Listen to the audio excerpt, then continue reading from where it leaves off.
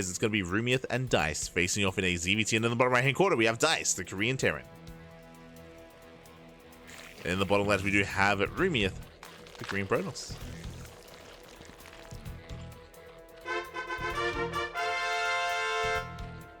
Very little downtime. Just right into the next series. But again, Rumeith and Dice are going to be facing off here in that ZVT. And this is going to be a best of 5 and not a best of 3. Bear that in mind, as this is the semis.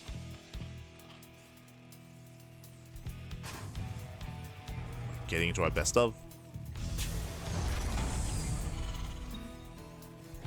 And my expectations here are going to be a lot higher for these two players, for sure. So we have our hatch first opener here by Rumeith, going hatch gas pool, I would imagine. And likewise, ranks expand by Dice, opening up single gas. So we do have our standard openers. Rumeith actually displaying Brood War Zerg this time. Let's go. As opposed to 3 points.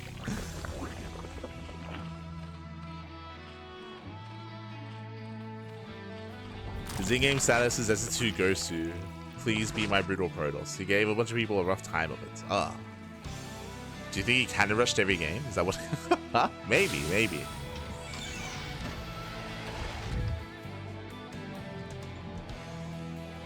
That makes sense.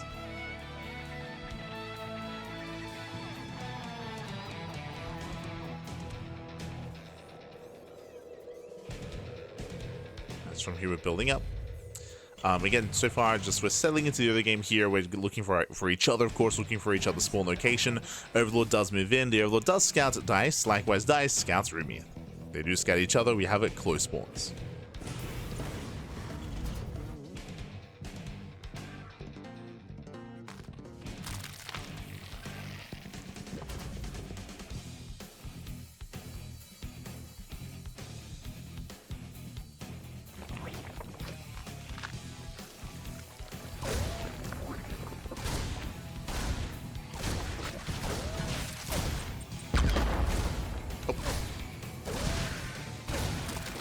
Reaper takes on the first drone. Nice pick off here. That shouldn't have happened, so a strong start for Dice. Takes down the drone. We have another macro hatchery in the main. Okay. Getting up to a 4 hatchery setup. That's going to be a lot of larva.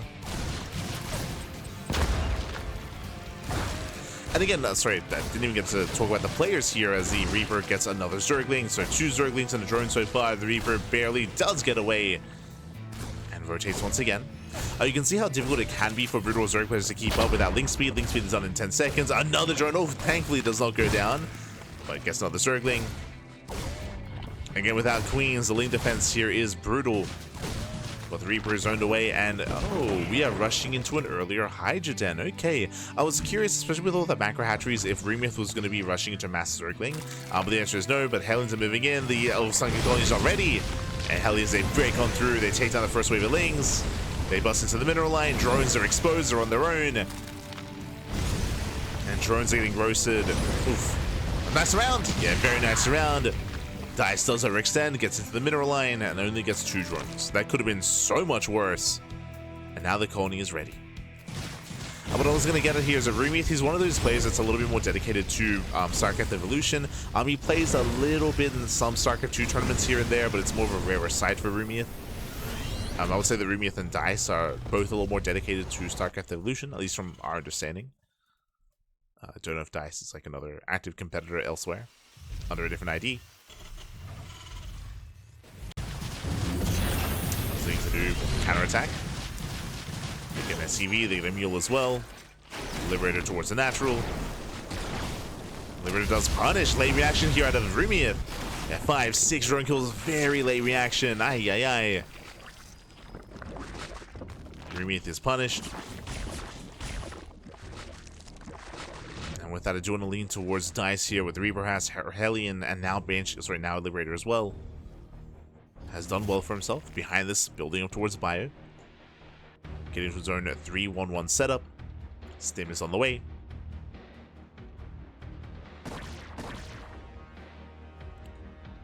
Liberator's looking for a way in. They don't quite find it. Over the Hellions, they clean up the Hydras. Nicely done. They pick off 2. They could even get the final Hydra as well. For now, just calming down. Pulling away. And again, brutal position here with the Liberator. Denies mining time. Hydra goes down.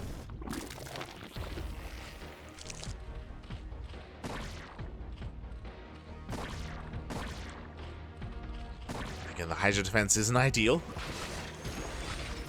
But Rumeith is keeping up. Spores are finishing. Yeah, he's got his 2 spores in position. Takes down the Liberator.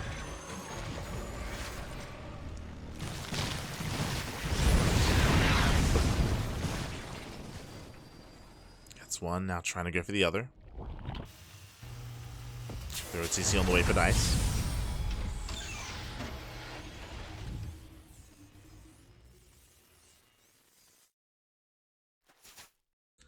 And interesting, Rumeith rushing to a Queen's Nest of all things. Okay. Rushing into the nest. Not committing here into Ling Hydra Lurker, for example. Instead, taking up further, potentially rushing into Hive Tech. Let's see, Liberator does go down.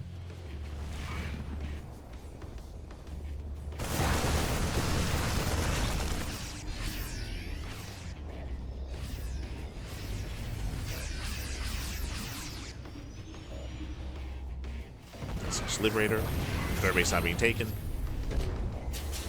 Queen production has begun. Okay, so we're not taking up. We have 3 queens on the way.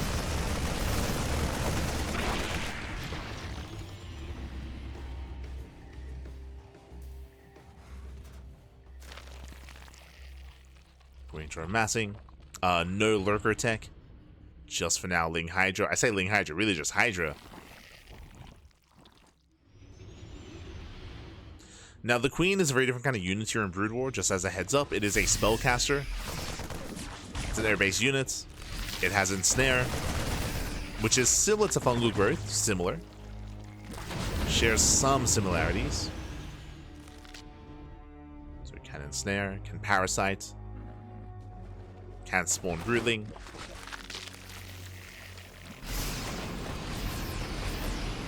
As Ensnare is just not being researched. Now finishing up.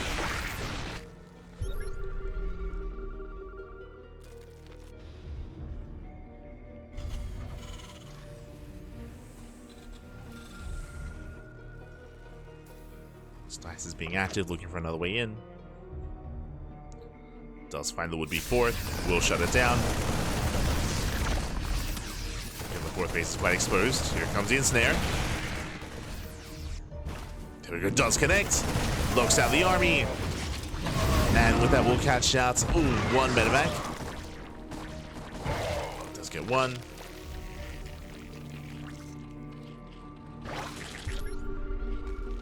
So we do get a Parasite, I believe. Like I say, boost away. They boost into the main at the same time as second army here pushing between the bases. Catching out the colony. And Rumeith is being pulled apart. Yeah, despite the Queens, despite the Hydras, he's just out of position. Deals with the main army, but the drop of the main base is getting out of hand. Going for the Hive, or I should say going for the Lair. Lair goes down, massive pickup. Going for the Eva Chamber as well. Brutal Slime Show on the tech. This dice is popping off. Lair has to be rebuilt. Lurker tech is now done. We have 14 lurkers on the way. Rumeith refining his main army. But now he's stuck on a 2-base economy. Oof. Okay, economically, he's behind.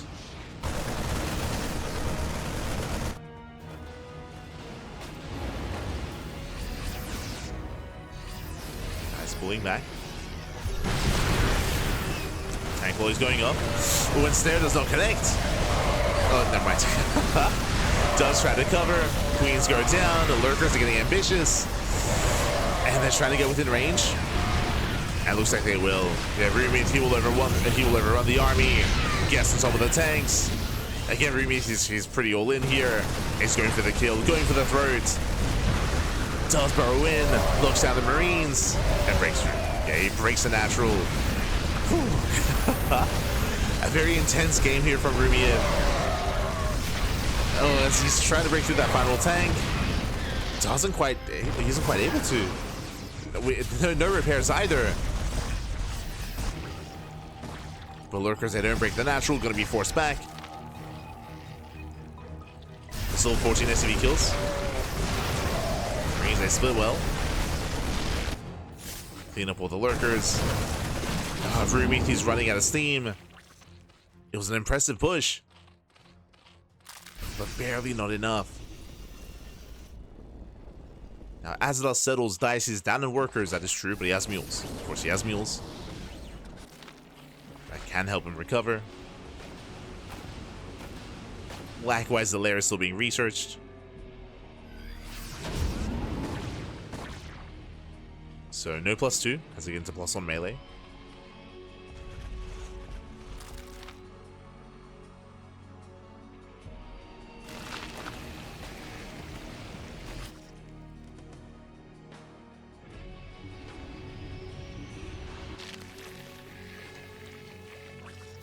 Ooh, as the Lurkers are getting caught out. Nice catch.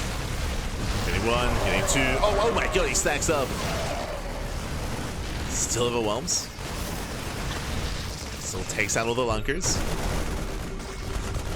Scans, spreads well.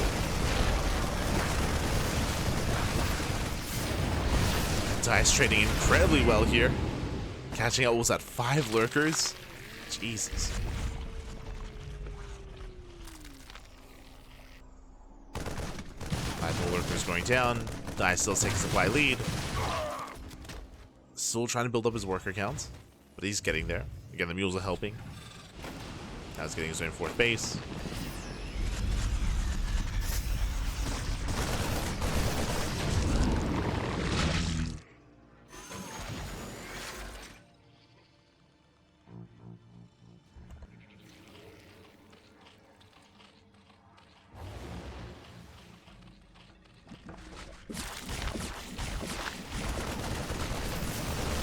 So still just going for a drop play. I'm still just pulling Rumeith apart.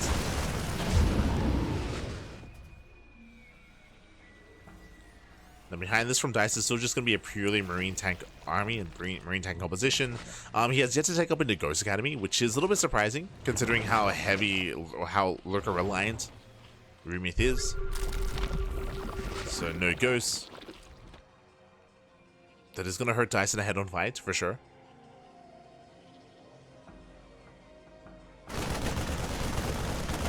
It's going to hurt him.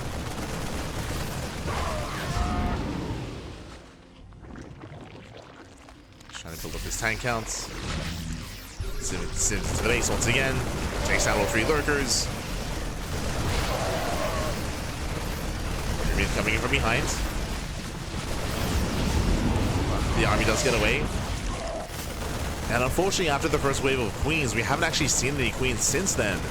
So there's no more ensnares. No more ensnares. Spawning pool goes down. Ay. Nicely counterattack though. There's nothing to defend. Leagues, they bust into the mineral line. Lurkers getting caught out.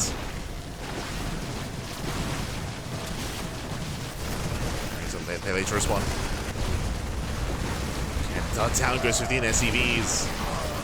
Rumeith trading a base for a base. He's trading bases. Lose another 7 drones. Drop back into the main.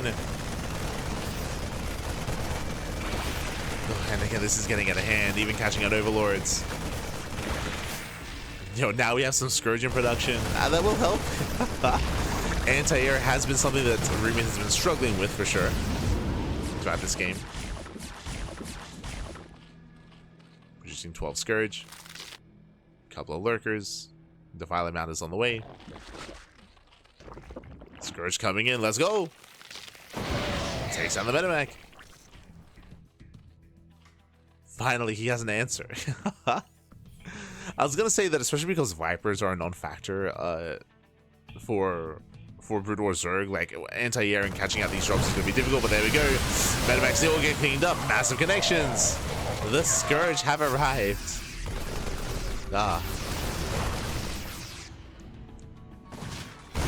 Rumeith finally has an answer. Likewise, Ghost production has begun for Dice, but quite delayed. And Rumeith is breaking out. He's finally got control of his own bases. Does break out across map, timing on the Marines, gets us around, and the tanks will fall. There's no saving these tanks. Takes up the tank line, no good, but the Marines, they do stand strong. The Bio Army cleans up all the lunkers. Dice is holding on. Takes the better fight. Making 10 Marines at a time, getting into Widow Mines as well. And Rumeith did overextend. Still has a high drone count, so he can somewhat recover. He can somewhat afford some of those losses. And now researching into him. Again, he's taking up towards the Filers. But it is a ways away. He needs more time. But Dice is just so active here. And again, he needs to be, right? First, the Filer's on the way.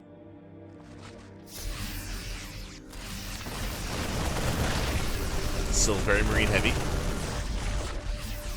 But he can afford to be, right? Without Banelings and with Lurkers being quite a different kind of unit here. Mass Marine does have a little more longevity.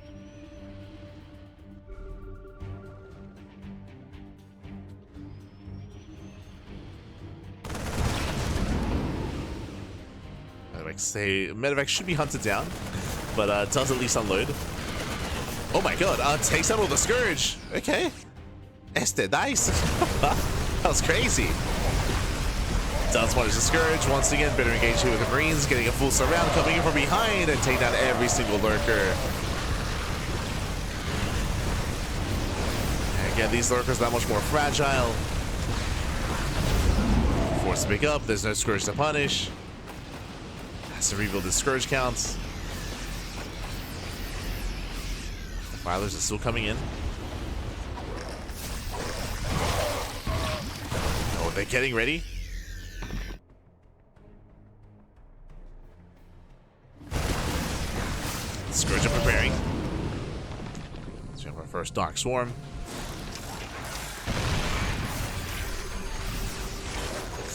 The Snipe's going up, actually going for the EMP, and the Snipe's just going for everything. Snipe's one, EMP's the other.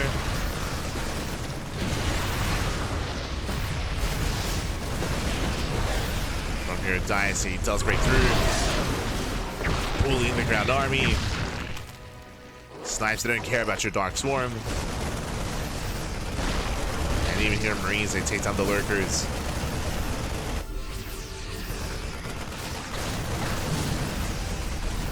Get a very chaotic back and forth. They both had their own moments.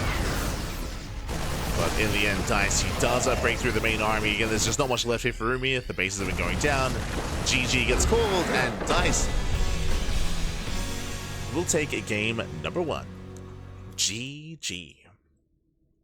GG well played. A very chaotic game state here where both players had their own moments. Dice was excelling early on with his drop play, with his harassment. Eventually, Rumeith was able to somewhat recover with his own queens, with eventually Scourge as well. But again, very back and forth, very messy. GG. GG well played.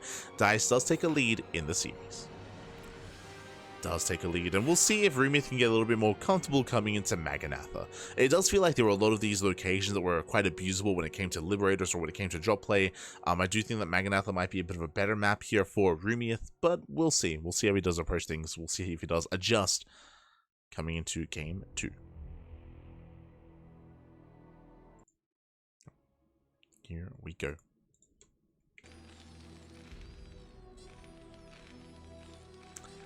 So jumping into game 2 and spawning in the top right-hand corner, we do have our South Korean Terran player. It is Dice, the Brood War Terran. In the bottom right, we do have our SC2 Zerg player. It is going to be Rumeith. See Dark Templar in the chat. Evo mod is so much fun to watch. Yeah, it's a lot of fun, for sure.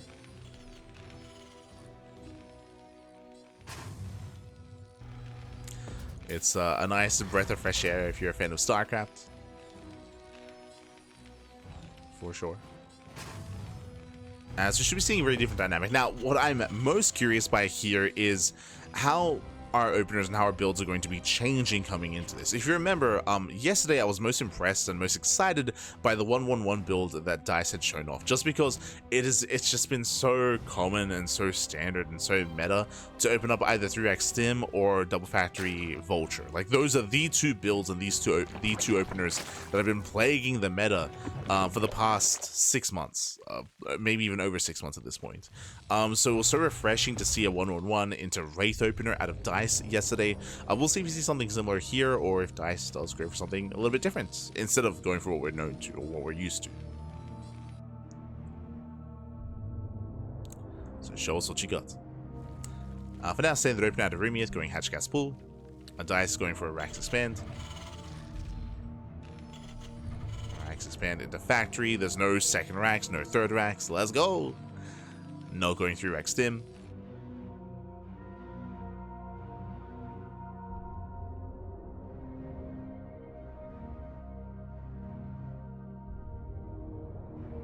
Leaning towards a 1-1-1 instead. Or I guess this could still be Double Factory. True. Could be.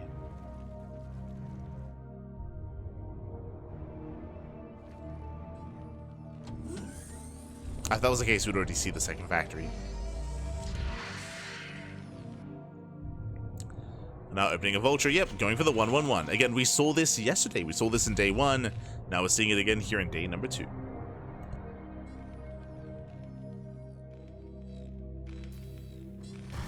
Going for a straight up 1-1-1. We'll see if once again it does open up Wraith to shut down Overlords and to gain a little bit of economic, or getting a little bit of just vision, scouting information. Machine Shop is on the way. Uh-oh.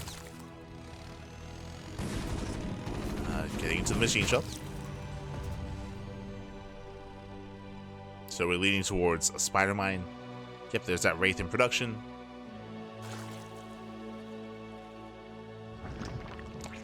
And additional Vultures are on the way.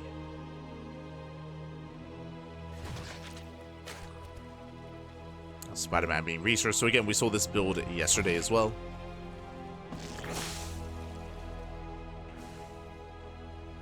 Just getting map control, poking in. Nothing too committed here by DICE. It's more of a macro mid-game opener.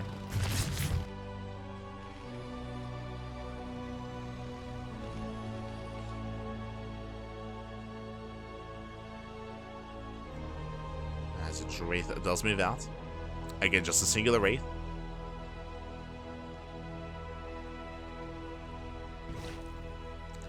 And I'm pretty sure this leads into Bio. I'm pretty sure this leads into, yes, a couple of Vultures, but into a second and third Rax. Into an Academy.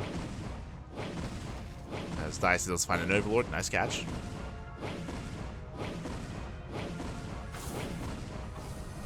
Overlord goes down. Tank production has begun. Ooh, going straight for a third CC, and yep, there's the Academy. Now, technically, this could still just be an Academy for Comsat stations, but I'm leaning more towards extra Raxes. We'll see. Spider Mines are setting up. Yeah, there we go. Extra Rax is going to be on the way. Again, we saw this yesterday. So we get into a 3-1-1. What I find most interesting about this build here is that this is very much so. This feels like an SC2 build, like 1-1-1 into 3 rack setup of a third CC, like very SC2. Ooh, as Wraith is going to be shut down, does overextend. Nice catch here from Rumeith. Very nice catch. Shuts down the Wraith, and Rumeith is going to be opening up early Roach Warren. Interesting. Roach Warren into Bailey Nest. It does feel like a safety Roach Warren, but we'll see if he commits into Roach Ravager. And this could just be a precaution in case it was going to be mech. Rumeith is in the dark next to the Wraith.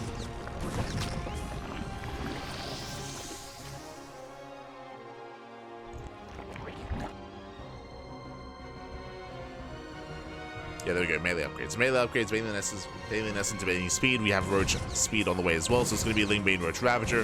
A very mid-game composition here from Rumeith.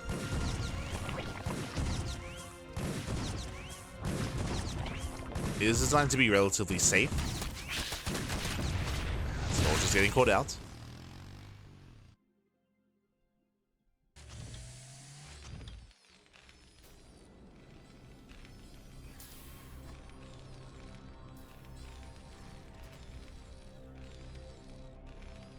Catching up the vultures. Like Rumeith is still building up. We have the science facility on the way here from DICE, working towards a science vessel, I would imagine, and towards a radiate. Into a longer game. Let's go. This is what we want. Take us into the mid game. Take us into the late game. Oh, let's go. Drop into the main.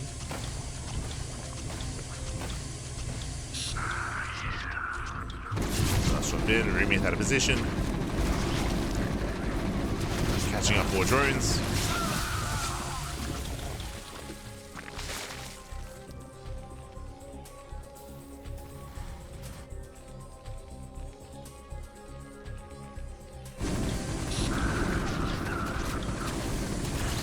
So far, catching up the workers.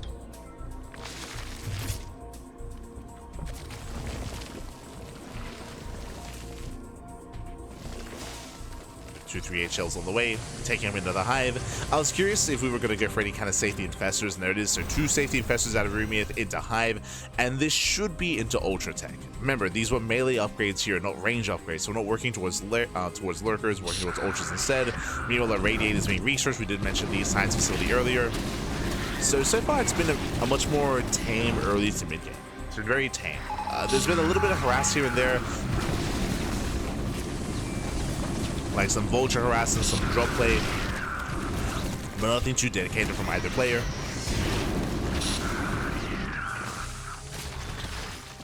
Nice catch.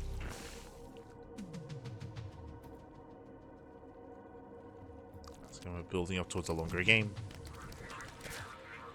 And I'll be honest, I'm liking Rumeith's position here overall. Just being able to mass expand, spread more creep. The creep is a little bit lackluster and definitely something that has to be worked on. And here comes DICE with a split push. So it's pushing towards the top side and towards that southern expansion as well. It is important here to make sure that Rumeith is left alone and just allows to get comfortable. There we go, takes down the base. Nice snipe, takes down the expansion. Likewise, Northern Hatchery under fire as well. Yeah, the creep just hasn't been spread. Limited vision. Rumeith out of position. He does hold on for now. Going for the Spire and the Ultra Cavern.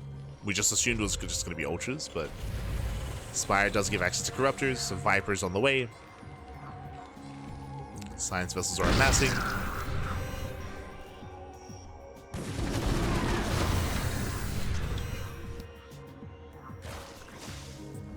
And again, this has just been a much slower game. Much slower.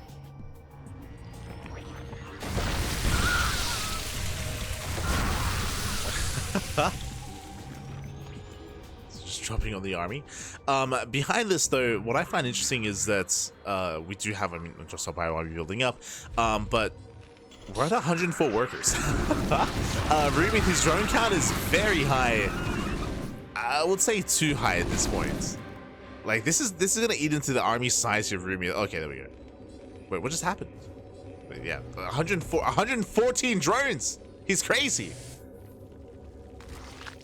Did he just go for a spore trick? He's got 113 workers. Like that. Like again, the army's gonna be tiny. Rumeith, calm down.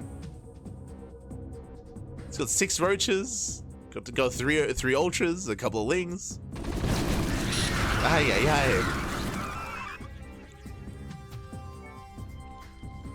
That's that Rumeith.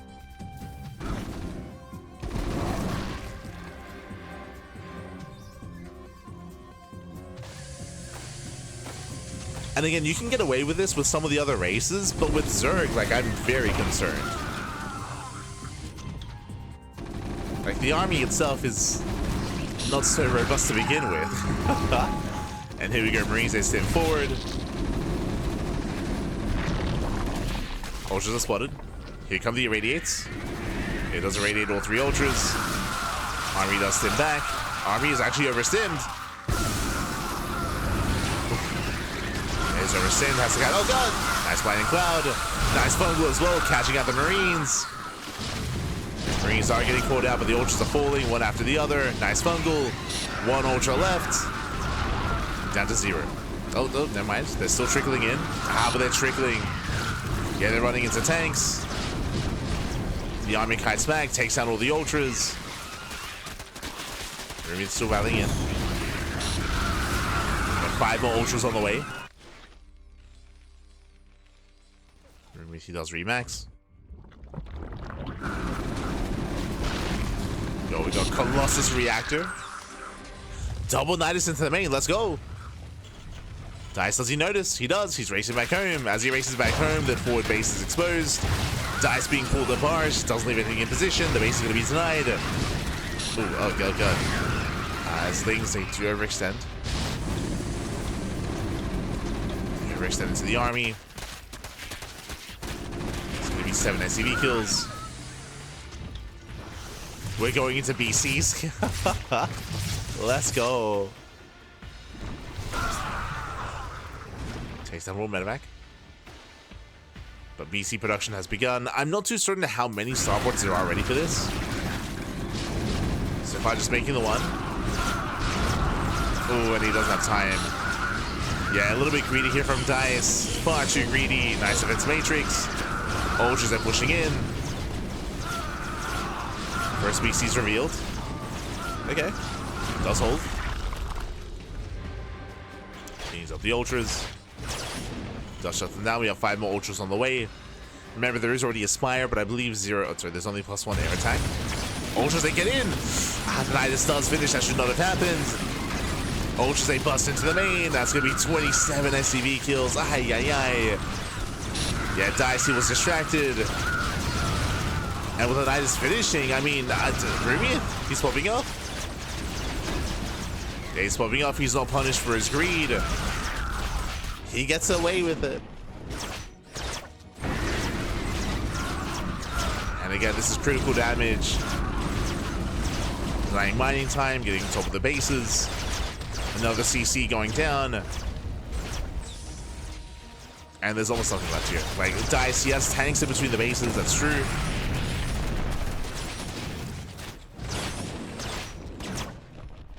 But Dice has been broken.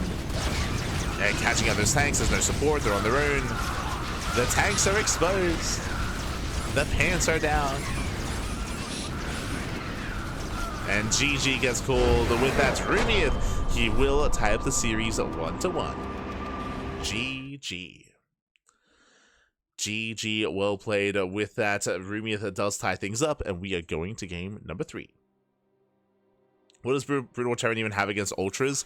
Science Vessels. Science Vessels and BCs. The Ultras, they weren't necessarily a big issue.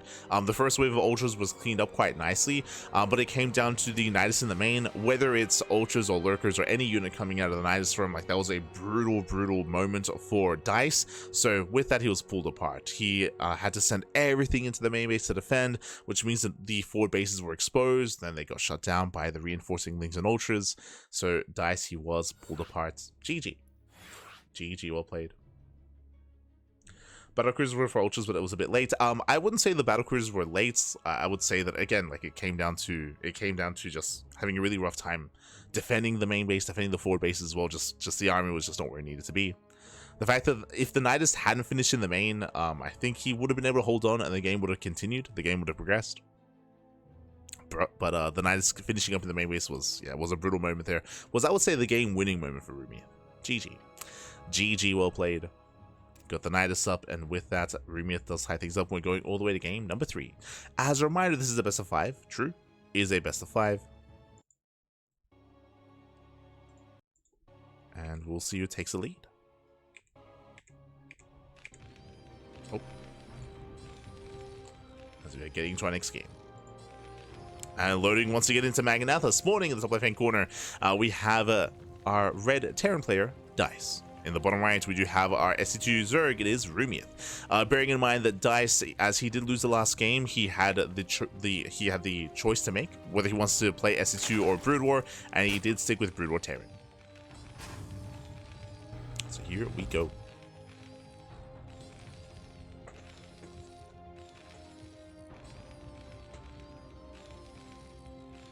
So we are getting into game number 3, and we'll see who takes the lead.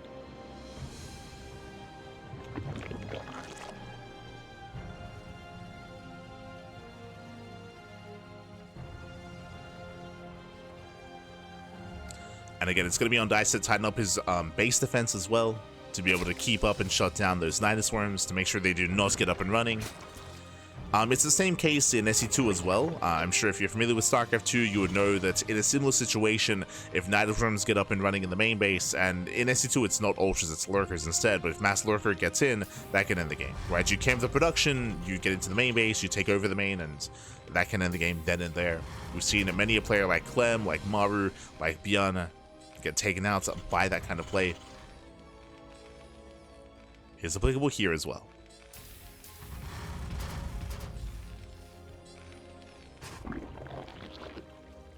Oh, as I was giving praise to Dice earlier for going for a more unique opener and going for a 1-1-1, here we're going back to basics. We're going for a 3-axe early sim timing. Let's go. Now, we haven't really seen this too much in this PTR tournament. We saw it out of Zardiant, if you remember. Zardiant yesterday did whip out the 3-axe stim. Here we're seeing it out of Dice, and we'll see how hard it hits. This is a build that has been nerfed throughout the past 8 months. It's been nerfed quite heavily. Despite that, it's still quite strong. Despite that, it's still quite viable, or at least I believe it is. We're about to find out. We're about to find out here as Dice is committing here into the early sim timing. Meanwhile, we do have an early Roach Horn out of Rumeith. Very early here. I would say early enough to be an aggressive one, less defensive out of Rumeith. As we can see, Rumeith, he cuts workers at 21. Here we go, 5 roaches are on the way, 6 roaches even. So he's going for his own early roach rush. Now, what's scary here is that Dice hasn't scouted. Dice, there was no, from my understanding, there was no SCV scout that spotted this. Likewise, there's no Reapers, of course, as it is Brood War Terran. So scouting is a little bit more difficult here from the Brood War side of things. He's not blindly getting a bunker. And here come the roaches. Here comes the all-in. And again, there is no blind bunker. There is no scouting or understanding of what's going on. And the all-in is coming. And we'll see if Dice can react to this and if he can respond. He's going to have some medics at least. He's building up an army. Does for the roaches, he knows. Yeah, does for the roaches, and he does not get the Overlord. Overlord does survive. Meanwhile, the Marines can hold their own. They do focus down one of the roaches. Boys are being pulled. Marines are falling one after the other. Nice target firing here out of Rumeith. Does focus on the Marines. And we're down to 2. 2 Marines left. A bunker just now begins, but again, it was a late scout, a late bunker. This bunker is going to be denied. Stim is done, true. Stim is complete. 6 SCVs going down, getting it to 7, getting it to 8. 8 SCV kills, but Dice holds. Ooh, okay, so Dice, he does hold, he shuts us down, and in the aftermath here, who's in a better position? We just see Rumeith has been droning. He's working towards gases, getting into a lair as well. Rumeith, his army is lacking. He threw away a lot of roaches, and right now, if Dice were to counterattack, he might be able to break through. We'll see as he's waiting for his upgrades. 238 shells are on the way. He bled out a lot of Marines, and Rumeith, he might be able to get away with expanding and droning. Here comes a Marine Scout. It does get eyes on the 3rd. Does confirm.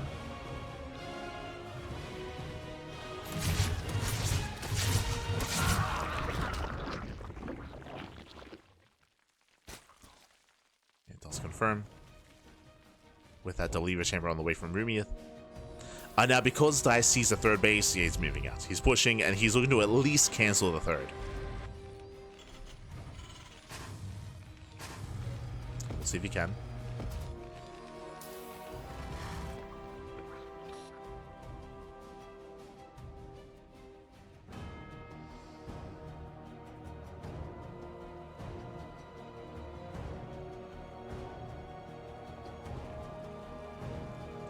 Vultures are such weak source units. Not at all. I would say Vultures. Sorry, Vultures. Vultures are pretty good, but if you're referring to the previous game, like Vultures, there were only 4 of them ever made. Like, they're not built to, or he was not going to mech. Like, he was not massing Vultures by any means.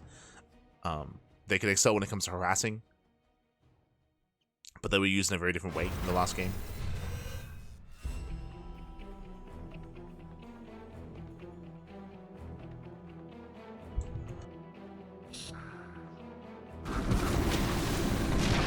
I can promise you that a lot of SE2 Terrans wish that Vultures were in StarCraft 2. Aye, aye, aye.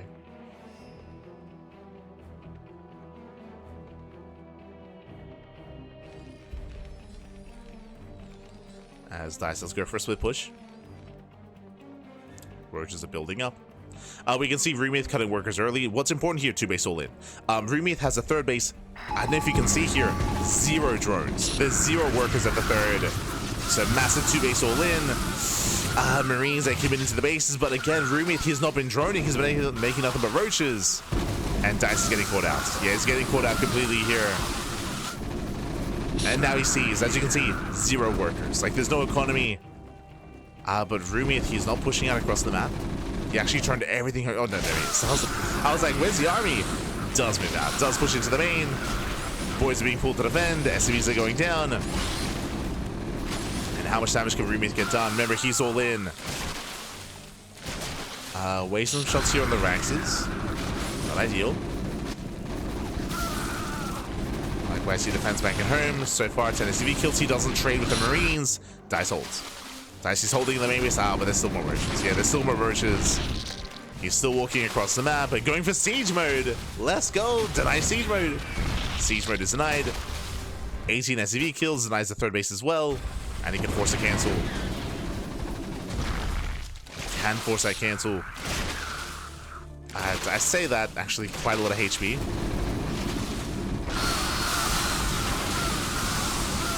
Marines, they collapse in. Oh, they're going to be shut down, though. These are 1-1 roaches. And Rumeith, he's just all over Dice. Does force a cancel. Remember, there's no siege mode. He can keep going. The tanks are not as threatening as they should be. Without siege mode, he might not be able to defend. He might not hold on here. Rumeith, he's going for the kill.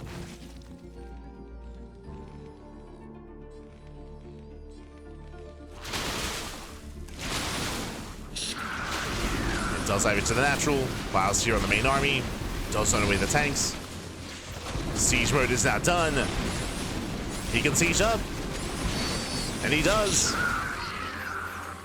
It does siege up, but that's still going to be another 14 SCV kills. Down to a 1-base economy. And Rumeith backs off. And again, he doesn't have to go for the kill. Like, Rumeith, he can back off. He can get a 4th base. He can take up. Hive is now on the way. From here, he can work towards Ultras. Rumeith, he can do whatever he wants. I think my only concern would be drop play, as we're seeing here. Like, anti-air is one thing that Rumeith is lacking quite heavily.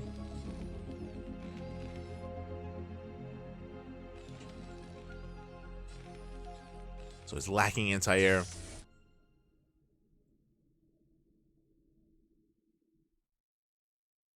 He has Queens and Fungals. He's going for the depots.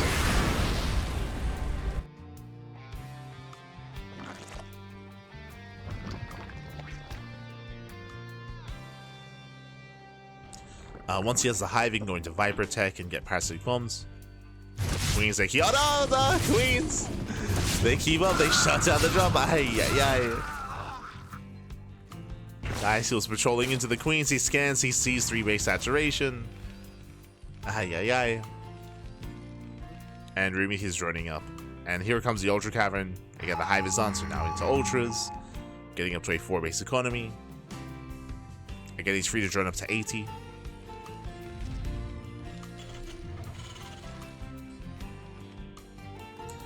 And winding it back, just as a reminder, this game state, I mean, it all came down to lack of scouting. There were 2 all-ins here. We had the initial 21 drone roach push across the map at the start of the game, and then we had the 44 drone 2-base all-in, where there was 0 workers at the 3rd, and both times, Dice was not aware. Both times, Dicey was not aware of the all-in. Didn't see the initial all-in or the second 2-base all-in either. He was caught with his pants down.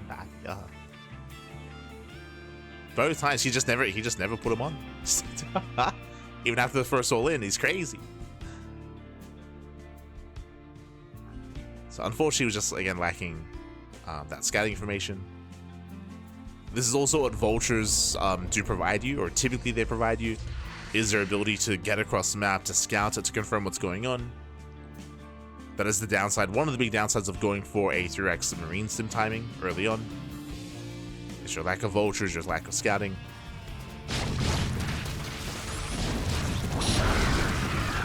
Bungles, they go up, they lock down the... Oh god, they lock down the medics! Medics, they get shut down. 5 more ultras on the way, going for a massive doom drop. Let's go, we're getting fancy. I mean, Rumeith can do whatever he wants. He's got 200 supply. Like, he's maxed out. He's got double the supply of his opponents. The ultras, they're thick boys.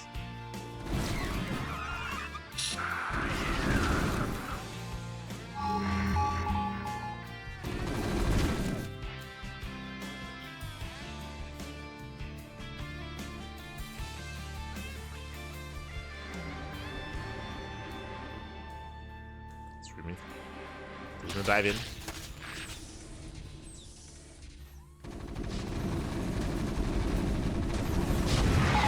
God, the SimCity is working against Dice.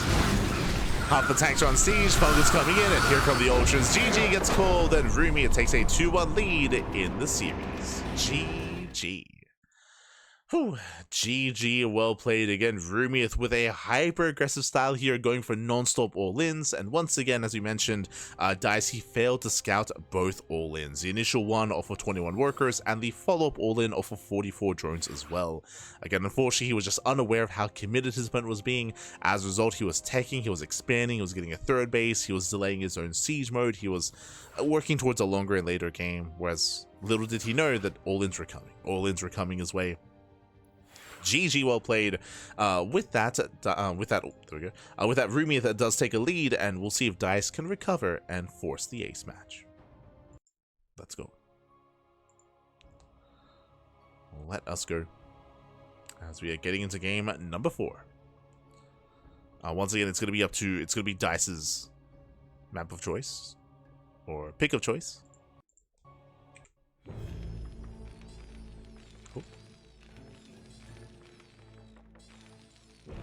And spawning in the bottom left-hand corner, we do have our Brood War Terran player. It is Dice, the Korean Terran. And in the top left, we do have our C2 Zerg player. It is Rumeith.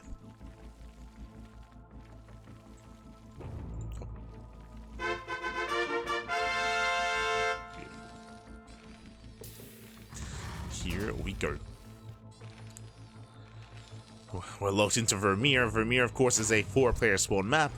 You can spawn in at either corner of said map.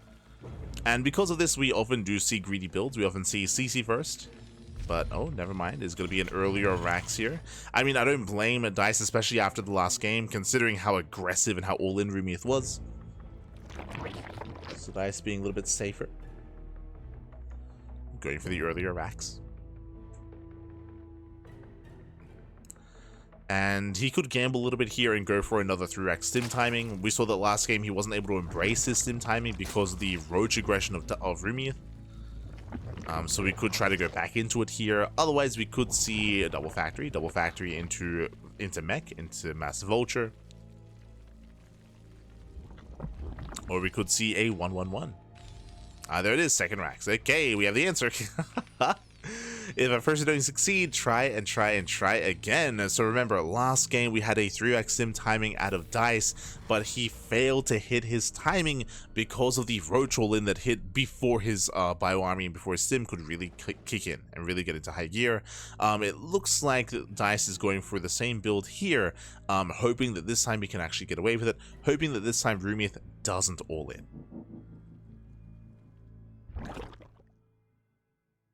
As there's that third Rax. Likewise, we are expecting an armory and waiting for stim. Meanwhile, the SCV Scout does confirm close spawns. Yep, there's the Academy. Again, that's for Stim. So again, as a reminder, just for greater context here, this is the same build that DICE went for last game on Maganatha, but again, the reason why it fell on its face, the reason why it did not work and it just kind of fell apart, is because DICE went for a Roach all-in. Again, it was on around 21 workers. Here, it was because Rumeith went for the Roach all-in. Here, Rumeith is droning. Rumeith is getting into Ling speed, Rumeith is not getting a Roach Warren, Rumeith is playing standard, and this is going to give DICE the edge when it comes to this Stim timing. And again, this build was, I mean, they nerfed the hell out of this build over the course of the past 6-7 months. But despite that, I'm curious to see how well it performs here.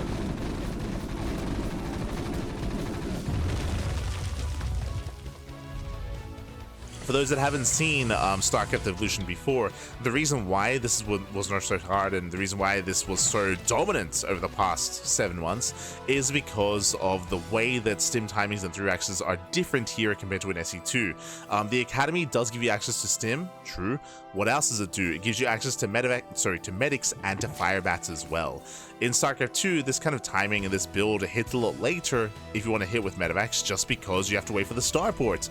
But here you don't need a starport for medics, so you can just make medics out of the racks, and you can just make fire bats out of the racks as well. You don't need a factory, you don't need a starport. That's what makes this even stronger in Brood War, or in StarCraft Evolution. So this can hit like a truck, and it typically does. Meanwhile, we do see Rumeith coming in with the Overlord. He is going for a mainly nest defense, not with roaches. And Marines are moving out. And they are spotted. Rumeith, he does spot the move out. Rumeith is aware. Sim is revealed. And Rumeith, I believe he should have... Oh god, he's getting caught out. Bleeding out some Zerglings. Every Zergling counts. We have 5 Banelings morphing in. And I believe that should be enough. Now, bearing in mind the DICE is not all in. Remember, this is not all in. He's macroing out of this, getting up to 5 Raxes, getting into 2-3-8 shells. Marines, they get punished. Sorry, Lings, they get punished. Banelings being focused down. Now, starting firing out of DICE. Let's focus down the Banelings. Let's focus them down. Now going for the third and trying to bait the army off of creep. Trying to bait him out. Speaking of, comes in with a surround. Yeah, nice surround, nice setup. Banelings, they pull away, and Lings will clean up the army. Ooh, okay, Rumeith holds. Rumeith, he holds on, he shuts down the army, DICE racing back home. But remember, behind this, 2-3-8 shells are on the way. We have +1 on the way, we have the factory, and we have a 5-rank setup. Lings, they don't quite surround the reinforcements. Nice kiting there from DICE. He kites well. And he holds. So from here, the game will continue. And where exactly are we? So both players are on a 2-ace economy. We have Rumeith saving his third, now working towards double Evo Chamber into a lair as well. This looks like straight up Lingbane. And Scan doesn't see too much, sees the lair at least. But it's going to be Lingbane here from Rumeith. And this could be Lingbane into Hydra Lurker, this could be Lingbane into Roach Ravager, this could be Lingbane into Hive. Oh, we have the answer, there's the Roach Warren. So we saw this in game 1, we're seeing this again. Looks like Rumeith does prefer going for Roach Ravager as a complement, as a supportive unit here to Lingbane.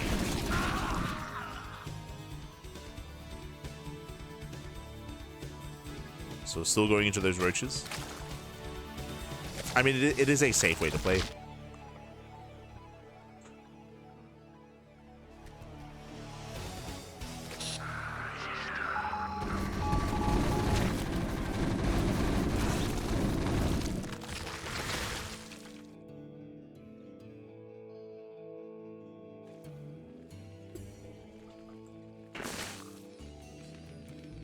Is quite safe.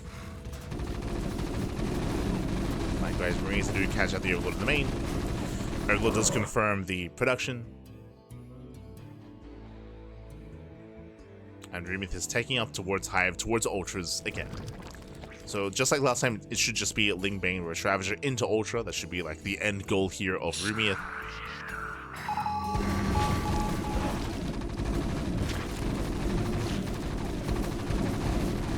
Ideally with spellcasters as well.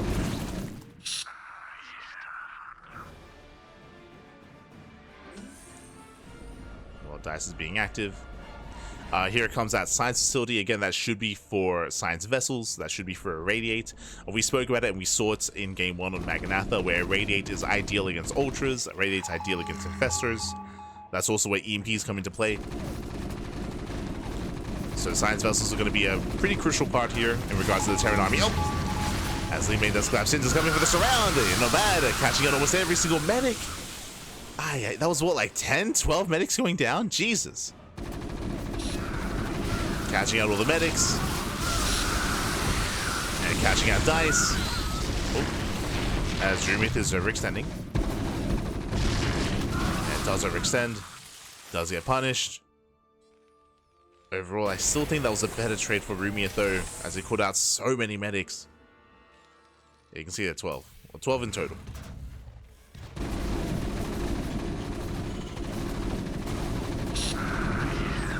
As Rumeith pulls away. Hive is done. But the economy, oh, that is something that has been left by the wayside here. Rumeith down to 70 workers. This is not good enough, not in this kind of game state. So Rumeith down in workers, down in economy. His droning has been delayed. It's not like he's lost drones. No, that's not the case. He just hasn't been making drones. A supply block didn't help. But droning has been lackluster here for Rumeith.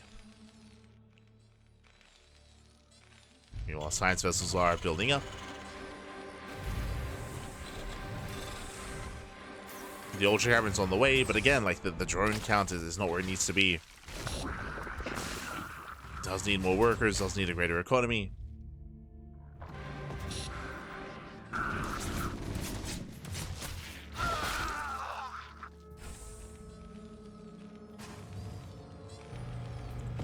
Building up. And I'm liking the trajectory here of Rumeith's army a little bit more here so far compared to Rumeith. See Rumeith. Like the trajectory of Dice's army more than Rumeith, at least currently. Again, Rumeith just needs more time, needs more drones. Now getting up to 80. Dropping to the main. Catching out the Queen.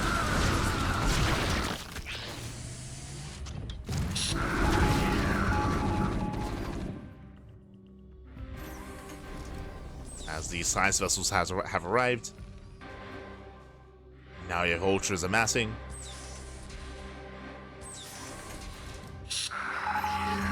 Dice is pushing it towards the base. This expansion is so isolated. Rumeith, he has to commit. He goes for it. Does go for the dive. A nice spread there from Dice. Now he can stim in. There are barely any Banelings left. Yeah, that trade was not good enough for Rumeith. He will lose the expansion. Aye. Again, the spread from Dice was solid. And he will get the expansion. Hides the Ultras into tank fire. And Rumeith is hurting. Oh god, that's Stripling and Zerglings. No Banelings left. Does get surrounded on the Marines though, does try to. And here come the Ultras, where the science vessels. Going for the defense matrix. Does try to go for the matrix. Ultras, they break through. And again, only 2 science vessels. Oh, there's the Irradiate. That's what we were waiting for. Waiting for the Irradiate. Rumeith, he does break out. Pushes in towards the expansions. As you see the army stem in. There's 1 Ultra left. Oh, can he kite against it? More Ultra's gonna be coming in. Takes down 1, but there's 3 Ultras left. Has to kite back. And with that, Rumeith is pushing in towards the base. There we go. There's the Irradiate. Just barely on that first Ultra. SimC's making things a little bit awkward. Does catch the mineral line. SV's gonna be going down. And Rumeith, he's done enough. At this point, he has done enough. There's no mining at the 3rd, no mining at the 4th base. Rumeith, he has broken Dice.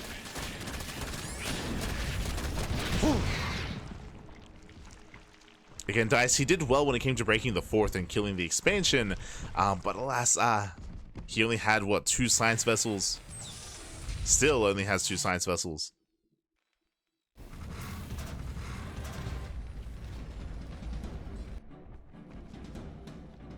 Oh, yo, we get the drums again. Let's go. I really like this. Like whenever this soundtrack hits on Vermeer. Vámonos, papi, vámonos. Nice drop here by Dice. Very nice. Army's out of position. A lot of drones going to be going down, getting up to 10, 11 drone kills. Okay. We'll irradiate here on the Ultra.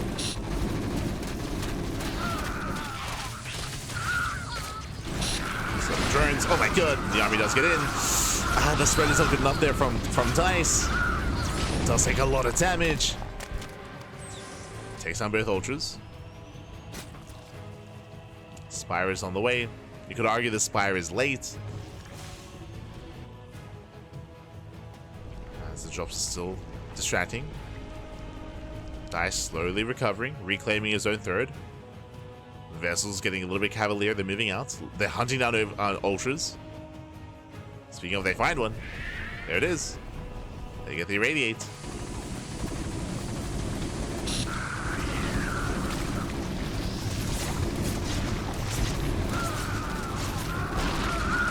Nice catch on the Queen. Takes down the hatchery as well. Oh, that was the 4th going down.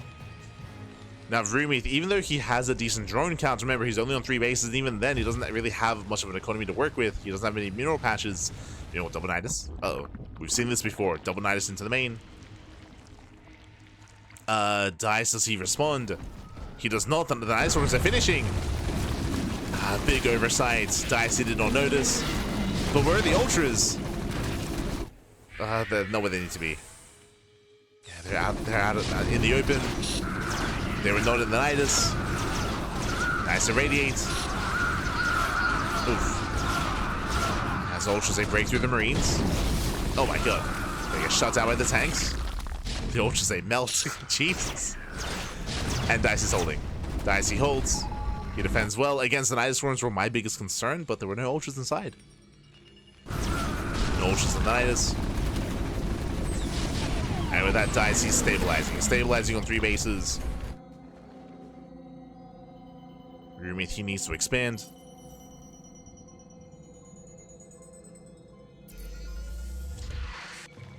Nice rebuilding center right.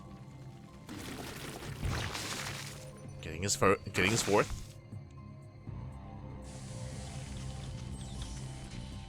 Bases on the way. A greater Spire out of Rumeith. Now, I do think the Broodlords would be a stronger tech choice here for Rumeith, but he doesn't really have the economy to sustain that currently. He's getting there, though, as he's reestablishing his bases. But we'll see how he's able to switch into Broodlords. Building up more Corruptors. He has +1 air attack.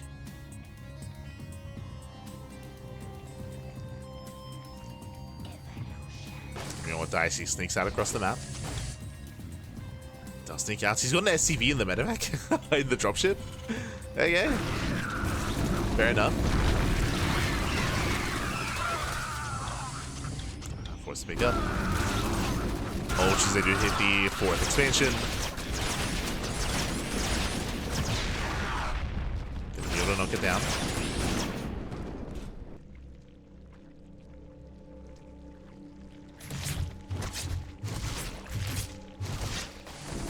Take a lot of hits, takes a lot of damage.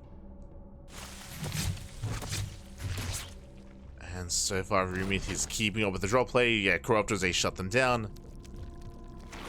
Shut down the drops. Oh no! Leaves them idle. Getting 1, getting 2. Takes on both dropships. And Rumeith, he's maxing out. No Broodlords yet, but he's maxing. There we go. We have 5 Broodlords on the way. And again, I don't think the Dice can deal with that, with these Broods. Like, the Ultras are one thing, but the Broodlords is something else entirely. Without a dedicated anti-air army, it's going to be a tough hold. This is where the tanks don't come into play. The Spider Mines and Vultures don't come into play. You can irradiate the Broodlords, I suppose, but Again, Irradiates are limited. Doesn't have that many science vessels. Here they come. And Brutals are moving in. It does target the Broods. And they just rush on forward. Yeah, science vessel is going to be going down to the Corruptors. Oh my god, the tank line shuts down the Ultras. Jesus. The Ultras are the first things to go down. And are there enough Broodlords? It's going to be close here. It's going to be close. There's what, 2 Broods left? Lings, they flood in. They trade against the Bio. Corruptors, they bust into the main. And how many Broodlords are remaining? Again, I think it's 2? Yeah, 2. Let's go. There's no way to tell you. There's medics, tanks, and fire bats. The 2 Broodlords are popping up. Marines trickling out. There we go, down to 1 Broodlord. Double Nidus into the main. Broodlord gets targeted. But with reinforcements, Rumeith, he should overwhelm. What's in the Nidus? They get denied. Okay. Nidus swarms are denied. Rumeith rebuilding with 7 more Ultras. And again, I don't know if I'm too fond of making 7 Ultras. I would have actually preferred to see maybe even all those Corruptors morph into Broodlords. Like again, like the anti-air is very limited for Dice. He's just now getting into the starport.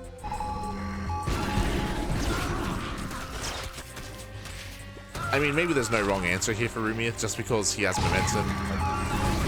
Technically, you could just remax on anything and it'll all work eventually. Yeah. As he's rocking up. Does force his way through. GG gets called, and Rumeith, he will take the series 3-1, taking down Dice. GG. Whew.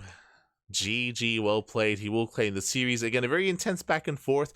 Very impressive play there by Dice, just because he was in a dire position previously, like 6 minutes ago, where he was in a dire position, he was up against the wall, and we saw that Rumeith, he was unable to break through, he was unable to kill him, he did overextend at times, and we saw that Dice was able to reestablish his 3rd, and even reestablish his 4th base as well, but Rumeith wasn't resting on his laurels. He was taking up into a greater spire, taking up into Broodlords as well, like he was still expanding, taking more bases, he wasn't tunnel visioning too hard, and he still maintained his lead.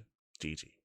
GG, well played. He did maintain his lead, and with that, Rumeith, he will claim the series and will advance on to the grand finals. Impressive play here, considering I mean, Rumeith is a really good player, don't get me wrong, but when I think of the hierarchy of Brood War players currently, like I rate 3-Point very highly, but 3-Point he played Protoss.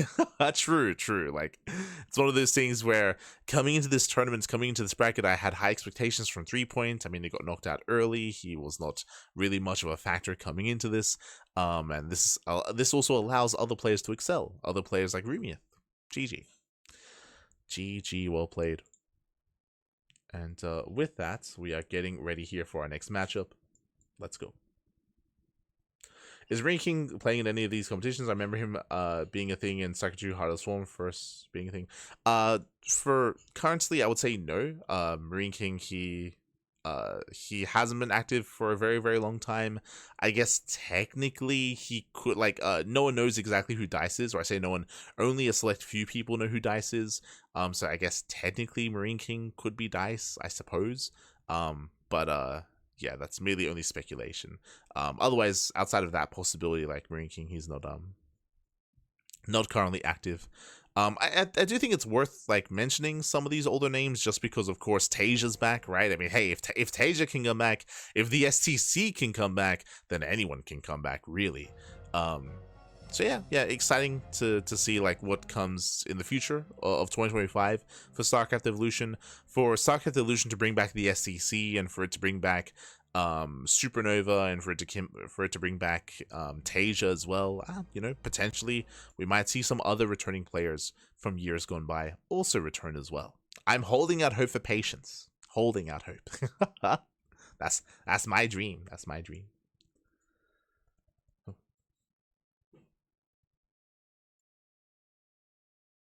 Catching him.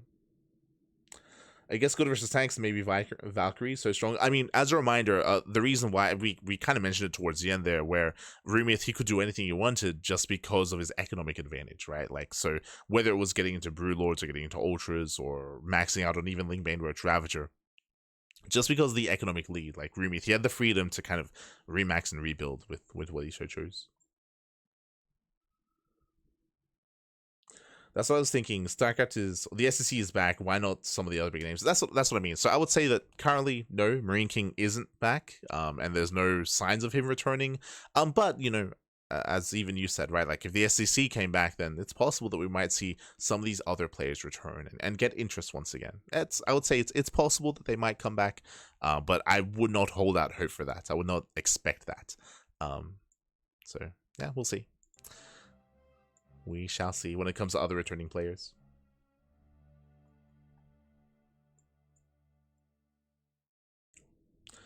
Otherwise, GG, well played.